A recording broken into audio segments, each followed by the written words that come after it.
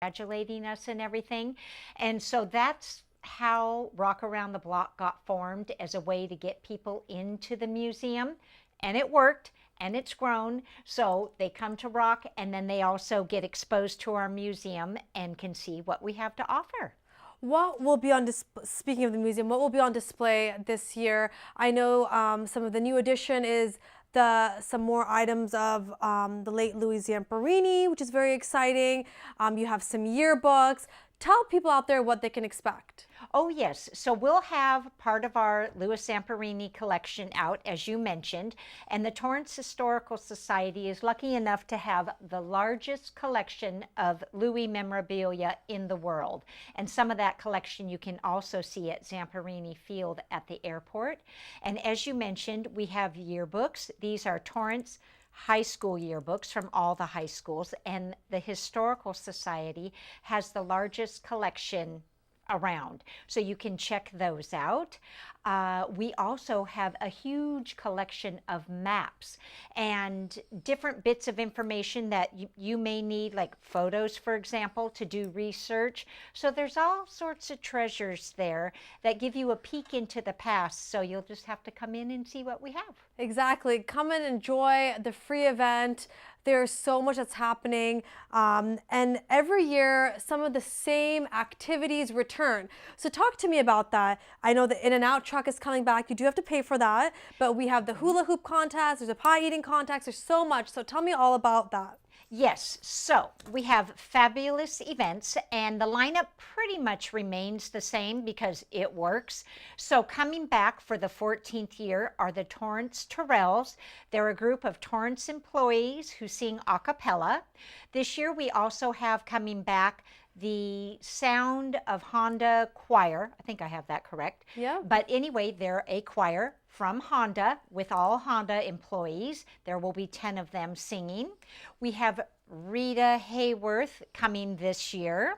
She will sing 2 songs. We have our favorite famous yo-yo champion, Alex Hattori.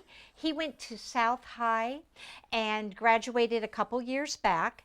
He is the 6th consecutive national yo-yo winner and the 3rd ranking yo-yoer in the world. And 2 weeks after Thursday, he's going to Shanghai or Hong Kong, anyway, somewhere out that direction, to participate in a world championship again.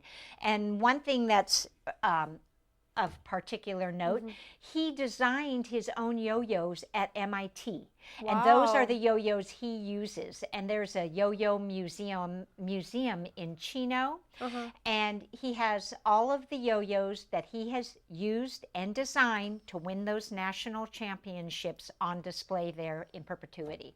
Wow, that's amazing. Yes, and not to mention our car guys, you know, they will have all their finest wheels on display, and we'll have People Choices Awards, so you can go out and pick which car is your favorite. So there's all sorts of things going on. Oh, and not to forget, we have the South Bay Strummers, a group of ukulele players who will be in the Bartlett Center performing for you while you dine on In-N-Out. That sounds delicious. I had some In-N-Out fries this afternoon.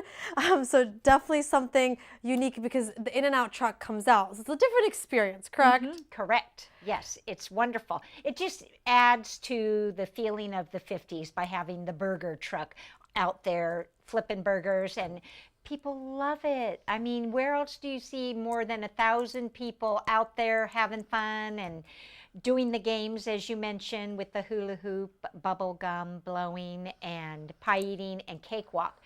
Those cake-related ones are sponsored by Torrance Bakery, and this year, Whammo donated our hula hoops. Wow, so can anybody participate in these activities once they show up? Yes. Or is there a certain time that people should show up by if they were interested in participating in maybe the pie eating contest?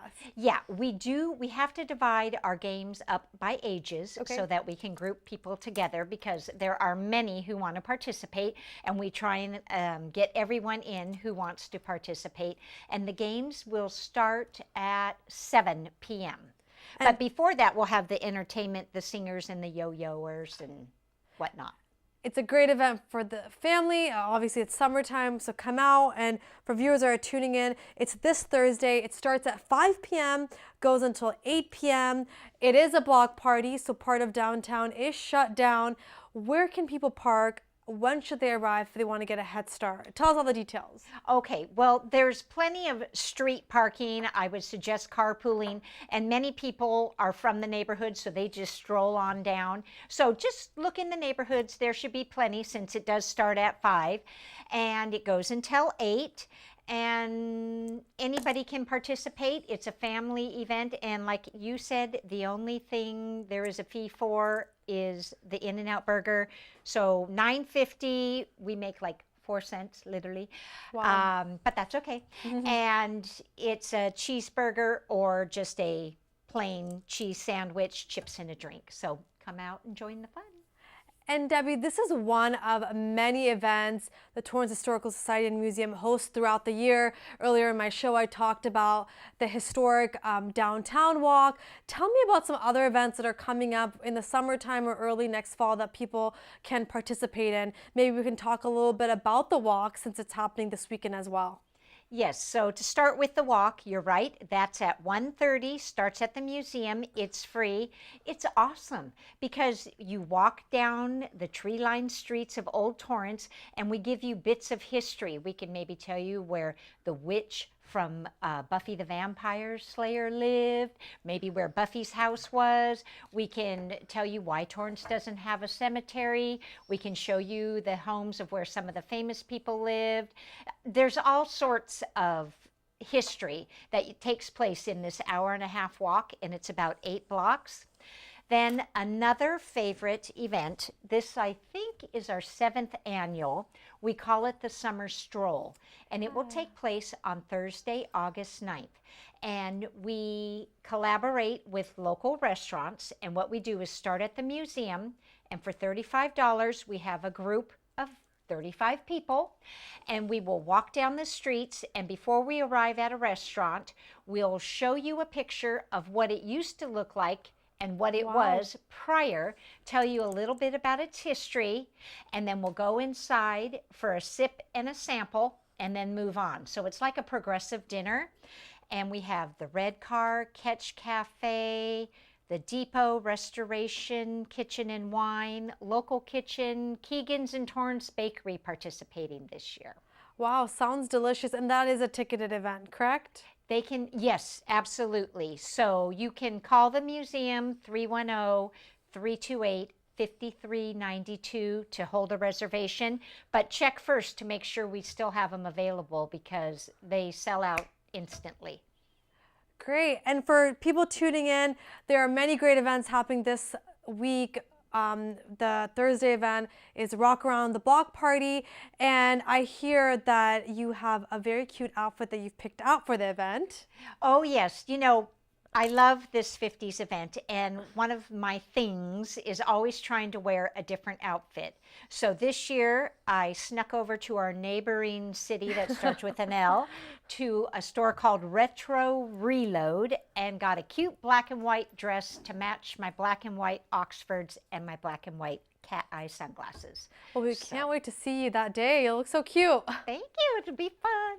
And Debbie, you did talk about so many great things that are happening, but I do want to mention that the fire department will be out there helping people learn how to do hands-only CPR, which is such an important activity that the fire department trains people on.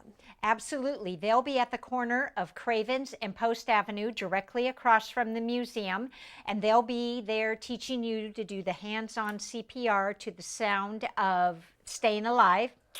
And then I also forgot to mention we have old-fashioned games like dime toss and paint a pet rock.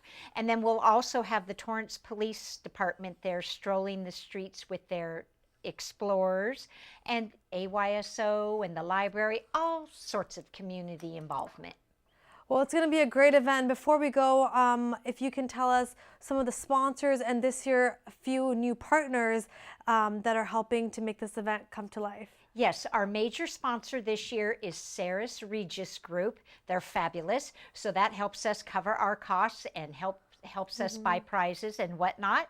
We have the Torrance Bakery, the Torrance City Cable, the City of Torrance, and also the Old Torrance Neighborhood Association.